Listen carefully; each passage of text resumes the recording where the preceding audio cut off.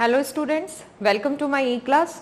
So we have been covering the topic of constitutional development of India, and today is the last class of the topic constitutional development of India.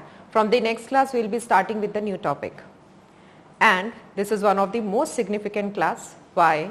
Because most of the questions are asked from these topics. Okay, so let's get started. So today what we are going to cover up? Today we are going to study the Government of India Act 1919 and the Government of India Act 1935, which play a very significant role in the present day constitution as well. Okay, so it's very important to get to the depth and understand each and every concept, and you need to learn this along with me. Done here. Okay, you're going to memorize and complete it off today itself. Alright, so we are going to start with the class, and we are starting with the Government of India Act 1919. So what have been the background? The background is that there is a continuous awakening of the social political reforms in India. Now Indians are demanding their own fundamental rights. They are demanding that they should have their own constitution as well.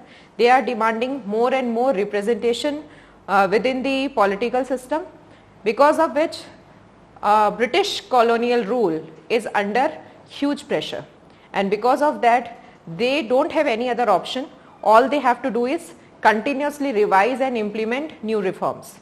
Okay, so here comes the new reform, which is Government of India Act 1919, famously called as Montagu-Chelmsford reforms. Okay, so you can just see this flow chart. It is a very interesting flow chart, and if you remember memorize it, if you remember this, you will never forget this act. Montagu-Chelmsford reforms, also known as Government of India Act 1919. Again, who is Montagu? So basically Montagu is the Secretary of State for India, who is there in London as a member of British Parliament. And who is Chelmsford? Chelmsford is the then Viceroy of India, who lives in India and works as an agent of the Secretary of State of India. Okay. So what were the major changes that were brought by Montagu-Chelmsford reforms? So let's come to the changes. Okay, so changes were majorly brought by two levels. One is the central level and the other is the provincial level. Okay, so central level means the central part, which was now based in Delhi itself, and as the capital was already shifted from Calcutta to Delhi in 1911. Okay, so that is a historical part which we will be covering in the subject history. So after the change of capital, all the powers, all the major powers, all the monitoring of the entire India was centralized in the new capital Delhi. So what is the new changes which is coming up? What are the new changes which are coming up in the central level? They are coming up in two forms. One is the executive level and the other is the legislative level. Executive means law implementing level, legislative means law making level. So what is going to happen in the executive level? Let's cover up. The Viceroy's Executive Council, amongst 8 members, 3 members were Indians. Okay, so still the number of Indian members in the Viceroy's Executive Council at central level are less. They are just 3, they are in minority, but still at least we are getting some representation in the Executive Council of Viceroy. That is on the positive side of this act. Secondary, no responsible government at center. So this was the major drawback of the 1919 Act. If somebody asks you what was the major drawback of the Government of India 1919 Act, so the major drawback was that the government was not responsible, it was not accountable. Okay, so the Viceroy was vested with very important powers. He was given the veto powers. The final decision was under the hands of Viceroy still. Okay, and this was an integral part of this act, and this kind of made irrelevance towards the representation of Indians within the council.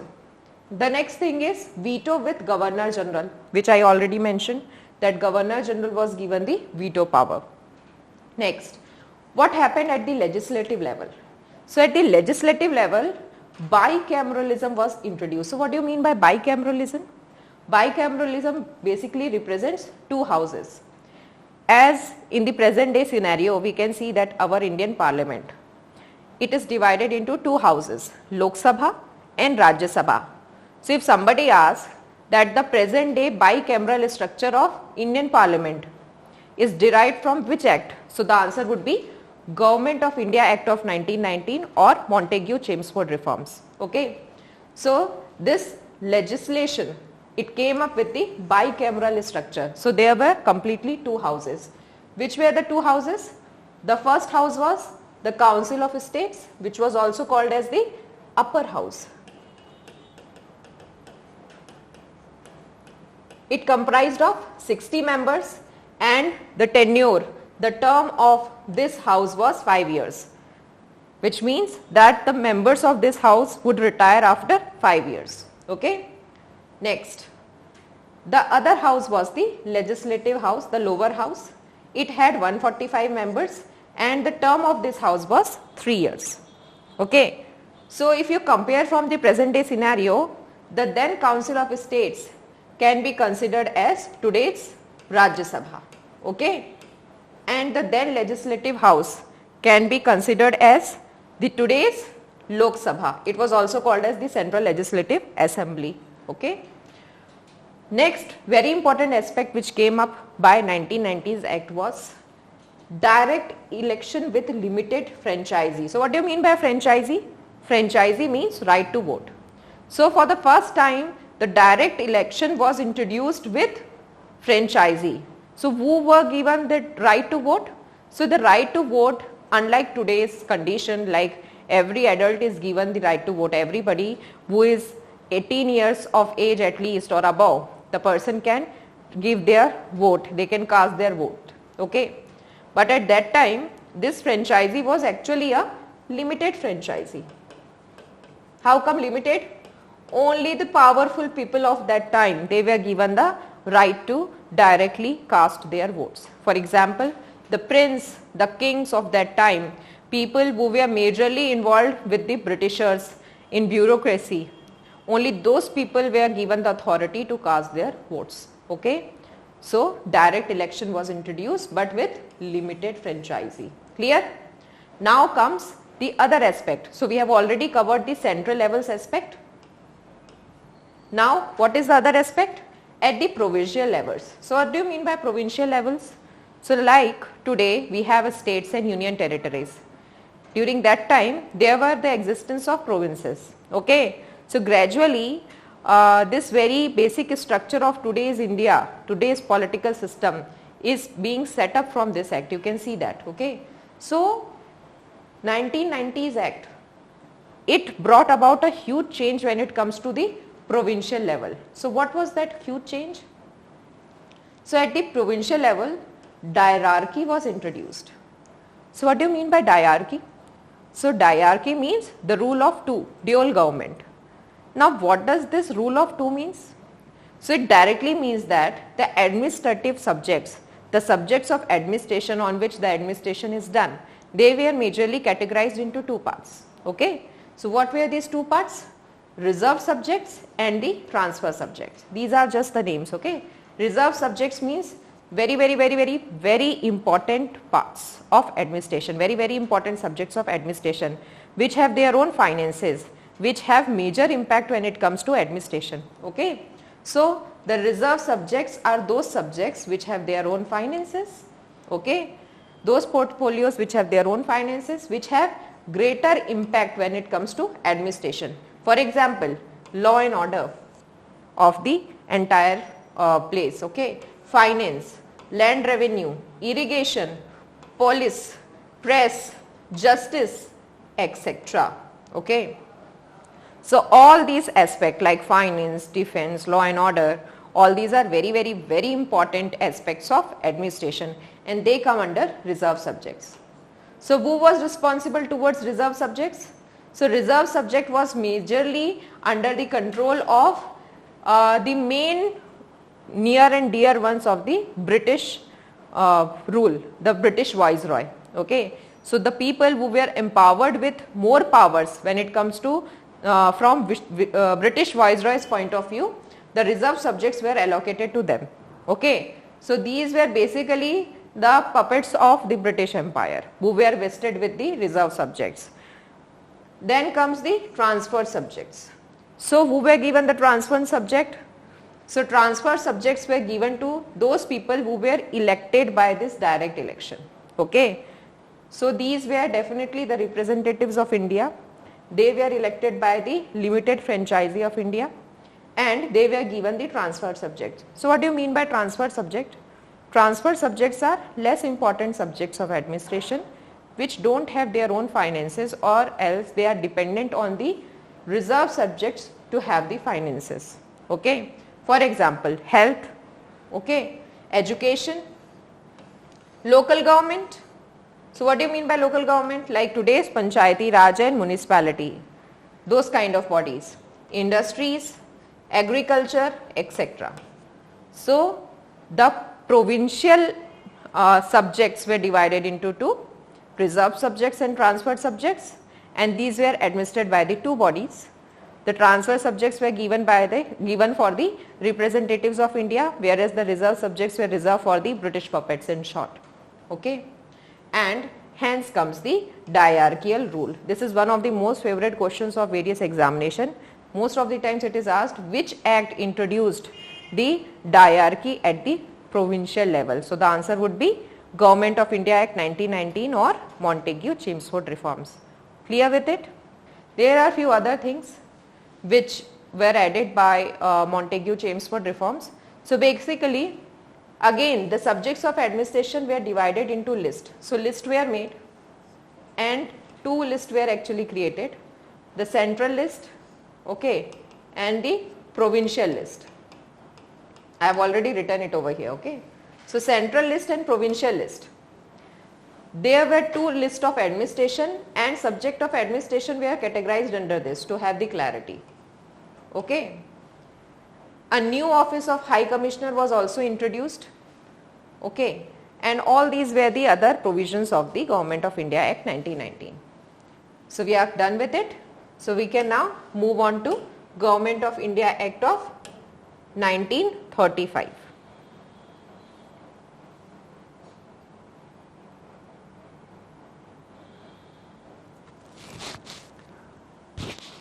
So now let's come to the Government of India Act of 1935.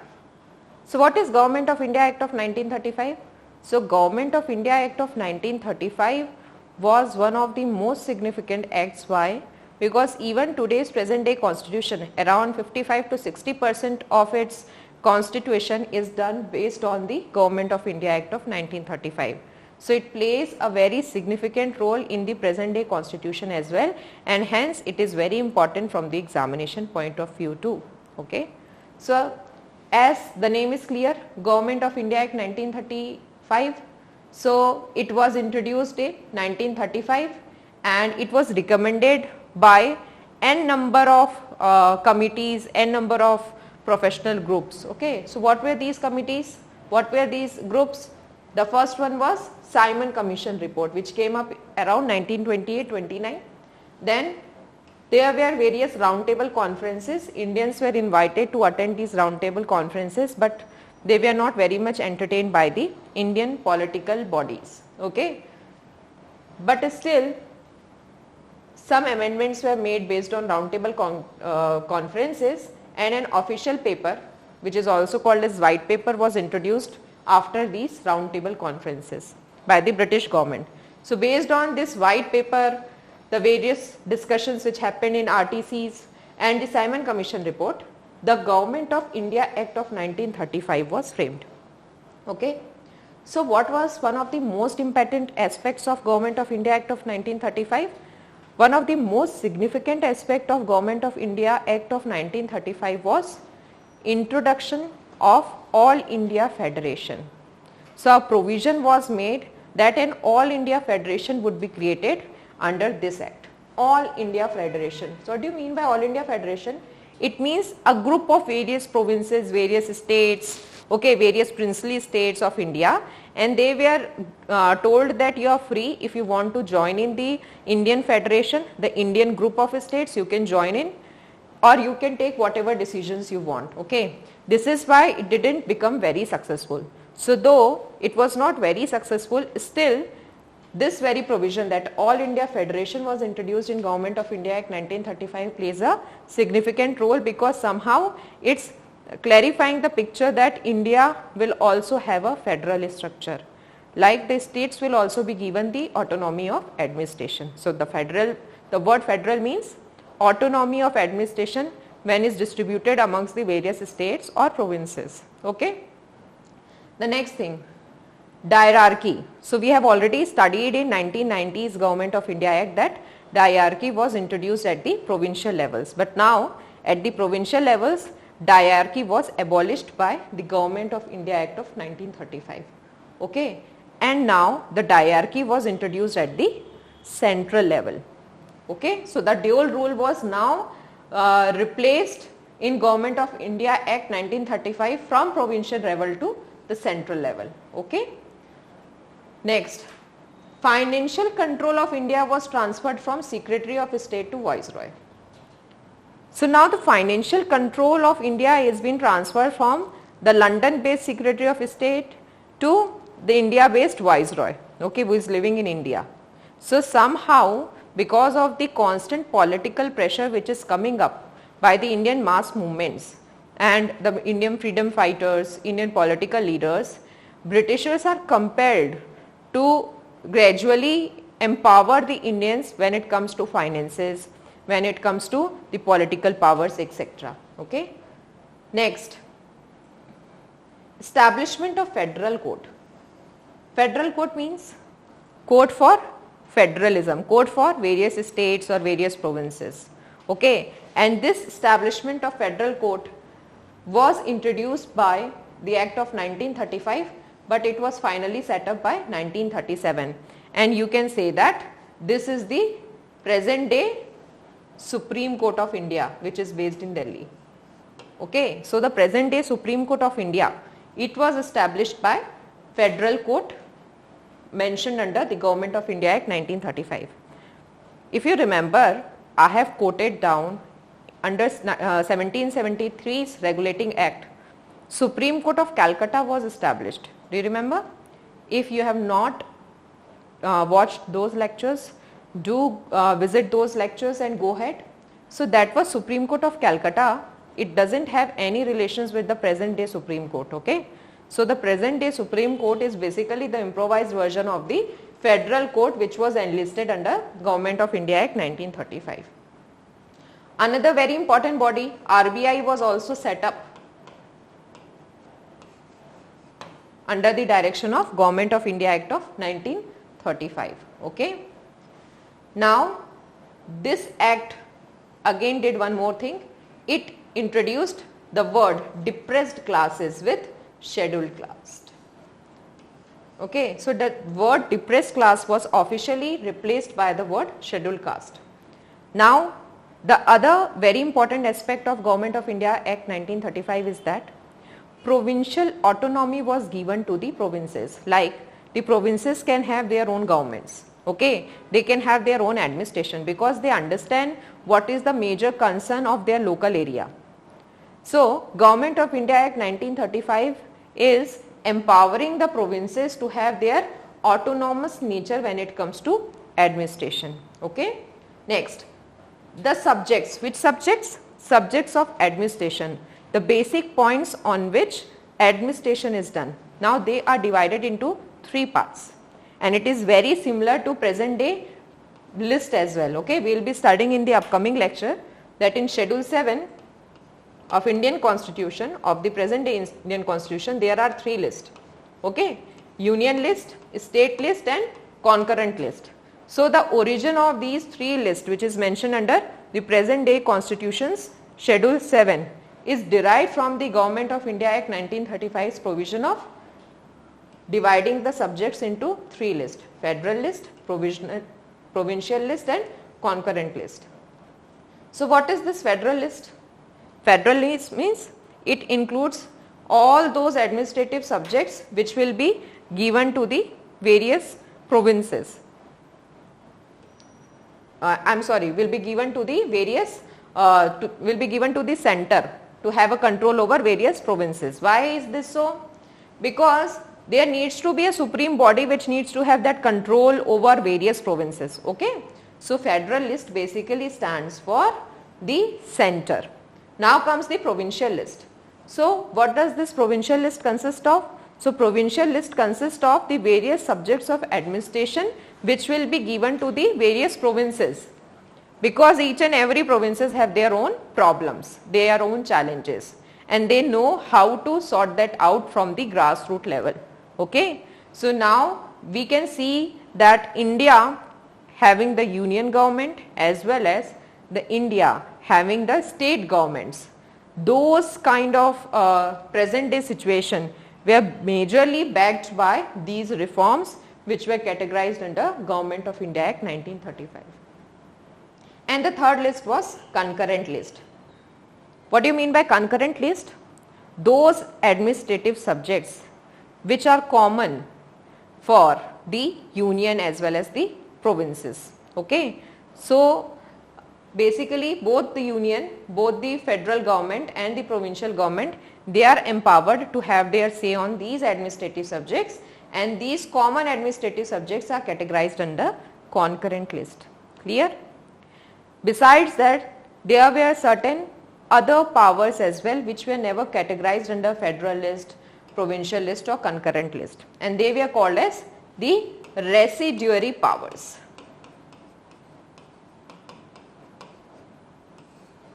Residuary powers or the remaining powers. Okay. So residuary powers, they were basically vested in the hands of Viceroy of India. Okay. So the remaining residuary powers, they were given to the Viceroy of India. So in today's constitution, in the present day scenario, this residuary power is under the control of the union government. Clear? Now establishment of Federal Public Service Commission and Provincial Public Service Commission. So what does that mean? So as you all are preparing for UPSC, CGPSC and other state PCS examination, similarly the establishment of such services came up from the Government of India Act 1935 by slightly different names, which is Federal Public Service Commission, which is almost analogous to the Union Public Service Commission of today, and Provincial Public Service Commission, which is analogous to. So this was majorly about Government of India Act 1935. So if you ask me what major change happened from Government of India Act 1919 to Government of India Act 1935. So the major change was that when it comes to Government of India Act 1919, the British government was not that accountable to the Indian subjects, to the Indian public. Okay. But when it comes to Government of India Act 1935, a genuine effort has been made to be more accountable to the Indian diaspora or the Indian public. Okay. One more important aspect came up, that these people were continuously increasing the communal electorate. So we have studied at a stretch about what was communal electorate when we studied about the Morley-Minto reforms of the Indian Council Act of 1909. Okay, you can refer to the previous lecture. Definitely watch those lectures to cover up your topic and to get to the basics. So the communal electorate, which started from the Morley-Minto reforms of 1909 and which gave separate electorate to the Muslim community, it was actually expanded by the 1919's British Government of India Act. So even the Sikh, Parsis, Christians, other religious denominations were also given the communal electorate, and it was further expanded to giving separate communal electorate to various Hindu castes like the scheduled caste and all in the next act. So this is something which was done in order to divide and rule, still that. One more important aspect of Government of India Act of 1935 is that women representation. So efforts were made to increase women representation when it comes to the political administration of the nation. Okay. So efforts were made to gradually improvise the participation of women in the mainstream political administration. Okay. So we are done with the major acts. Besides that, we have one more act actually, that is the Government of Independence Act of India. Okay, and what is this Independence Act of India of 1947? Based on that act we got the independence. Okay, so Independence Act of 1947.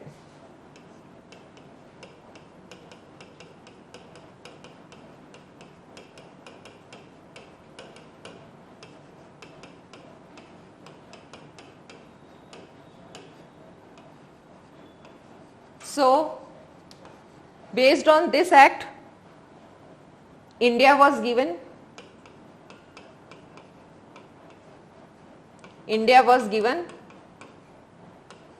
independence. Okay, based on this act, Independence Act of 1947, partition was done and Pakistan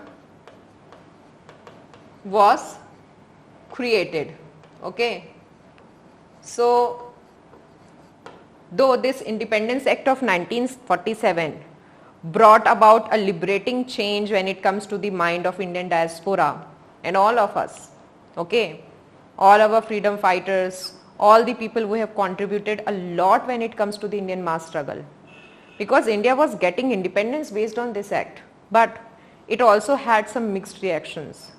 There were some seeds of sorrow when it comes to this act. Why? Because our nation was to be partitioned before it would be liberated, and it shall be partitioned, and a major part of our nation was to be constituted as a separate nation, Pakistan. So the very seeds of partition were sowed in 1905 by the British policy of divide and rule, and it kind of gradually increased and intensified, and finally we can see that all these detailings are clearly mentioned by the Independence Act of 1947. Okay, so you can add to all these notes. Okay, so now we have done with the constitutional development of India. I hope you are clear with all the concepts. In case you have any queries, any doubts, you can always stay in touch with us. You can always reach out to us and get your doubts cleared. All the very best. We will be covering the framing of the constitution, more about Constituent Assembly in the upcoming lectures. All the best.